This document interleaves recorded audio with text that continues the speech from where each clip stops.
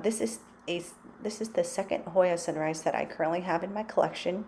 If you saw one of my previous videos, I had purchased a Hoya Sunrise cutting from Etsy.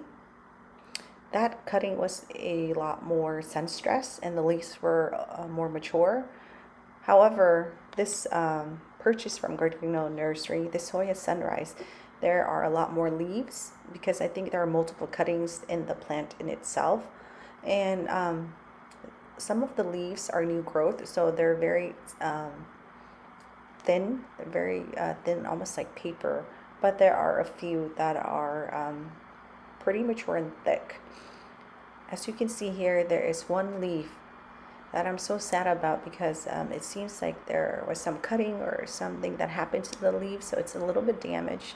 But that's not a problem because the whole plant in itself, it's very healthy.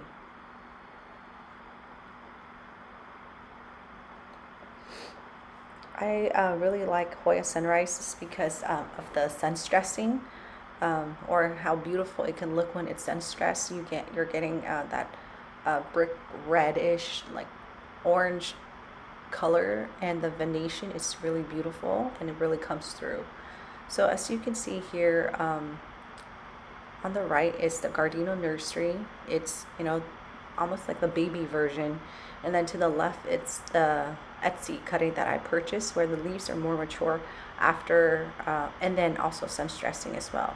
So you get the young baby version on the right with Gardino that has all of that potential, and then left it's what it can be when it's much more mature and gets a lot of sun and goes through the sun stressing process.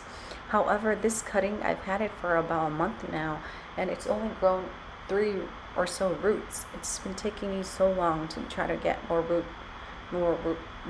roots from this cutting. However, it's a beautiful plant to have and to add to your collection if you're able to get it online. The second plant I am unboxing is a very dainty and an adorable Hoya. She definitely exceeded my expectation just because I've never seen a Dischidia Ovata in real life before, or a watermelon Hoya. She is beautiful and just so adorable. I love the fact that she's small. I love the fact that the leaves, they resemble really cute watermelons.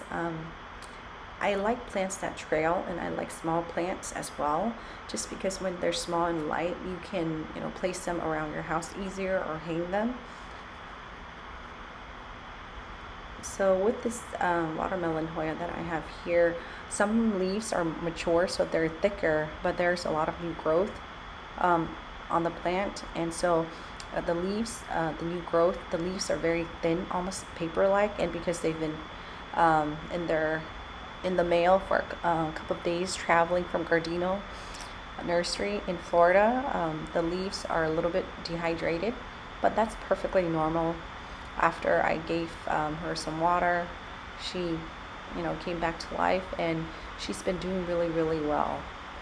I love her. She is a gorgeous, petite and small Hoya that I really like.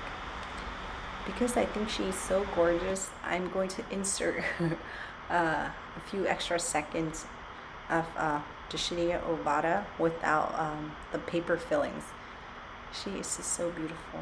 The third and last Hoya of this unboxing is the Hoya Latifolia, outer variegated, or formerly known as Hoya Macrophylla. The Gardino, they were extremely generous with this plant because she's so full and lush. There's probably 4, 5, 6 different Macrophyllas that they bunch up together in this specific one, and a lot of the stems or the cuttings, they have been very established and very mature. She is very, very beautiful because I really like the variegation. The venation is great as well, and since she's been in my home, she's been doing pretty well. There's been a lot of new growth and a lot of new leaves as well, stemming from the different nodes that you see here. Thank you so much, Gardino Nursery, for being so generous with this beauty here. She is really adorable. Every day I really do take time and peek through this beautiful Hoya to see if there are any peduncles. Well, thank you so much for watching, and I hope you enjoy this video.